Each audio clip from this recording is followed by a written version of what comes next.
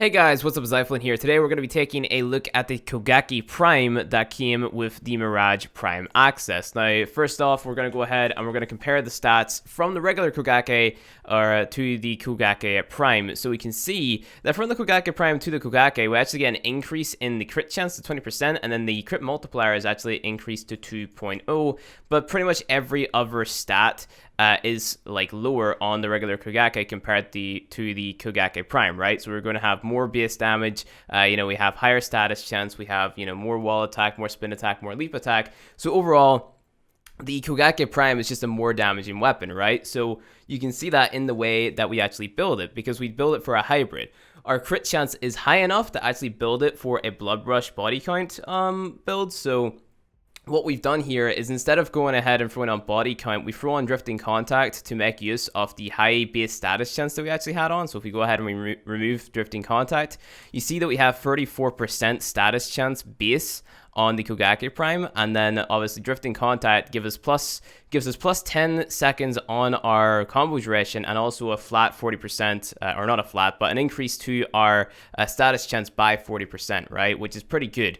We combine that with the fact that we have condition overload on here, and we can actually, have like multiple different builds, just the way that we have this set up, right? So I only threw on one format, and it was an extra V polarity, and this allowed me to actually go ahead and run a hybrid build. So this is basically just, using condition overload, and then, either 90% or 60% elemental mods to kind of either, get more damage from my crit hits, or to, have a higher status chance, right? So what you can basically do is you go ahead and you build for crit. So you have Prime Pressure Point on here, Berserker, and Organ Shatter, and then this is going to be all your crit mods, and that's going to allow you to actually like build up your crit with your combo multiplier as well. So you have 165% extra critical chance whenever you stack up your combo multiplier. So the more you hit enemies, then the higher crit chance you're going to have, which is why we have Organ Shatter on here to increase our damage. Now we're going to get more damage if we have these 90% elemental mods on, but if we wanted to get more status chance, for example, to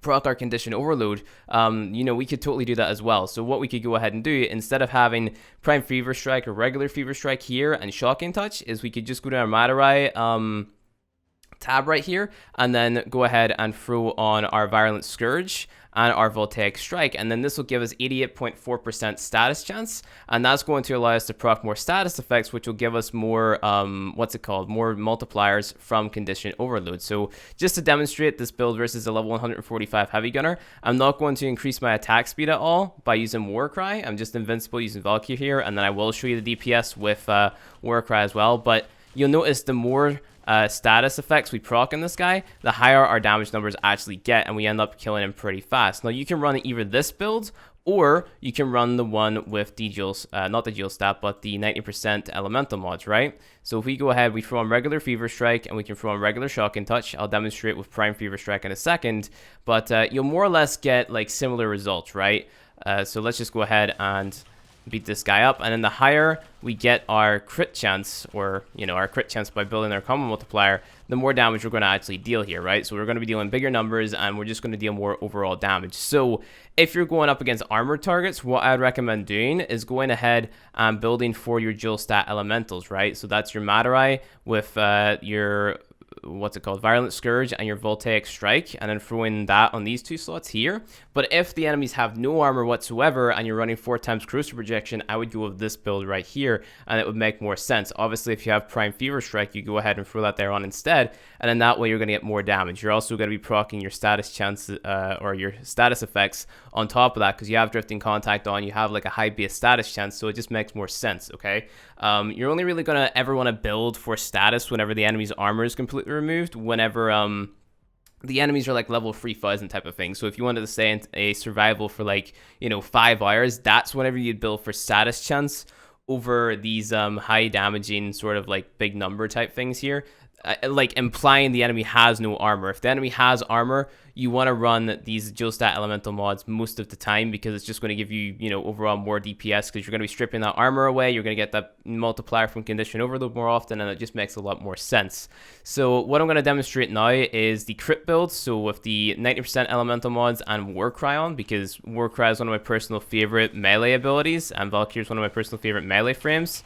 So basically what we're going to do is knock this guy over, and we're going to keep on, you know, doing this one combo right here, and then we could obviously, like, you know, finish him like so. It's pretty insane, like, especially if you're going through, like, groups of enemies, you can just rip them up very easily with Valkyr. So let's just go ahead and not do that one combo that I just did. I'm going to get my energy back, actually, because we're going to have to recast Warcry, because I have an Eternal War build on. I don't really have that high of a base duration, so, you know, let's just do, like, the basic combo on this guy and see how much damage we deal and how fast he dies. So that's that. That guy's pretty much dead already. And now, well, let's try it out with the status build, right? And compare that and see how fast this guy dies instead, because we're going to be getting those procs from the condition overload. So here we go with Virulent Scourge and Voltaic Strike. Easy peasy, 88.4% status chance. Spawn this guy back in, jump over to him, proc Warcry like so. Hit this guy a lot, like this. Okay, apparently we can't hit him. Apparently there's an invisible wall right there. There we go again with the invisible wall. And this guy dies insanely quickly. So, you know, just use these with a melee frame. Like, they're not the best weapons in the game because, like, their predominant damage type isn't in slash. And usually slash weapons are, like, you know, better to go for if you're going end game.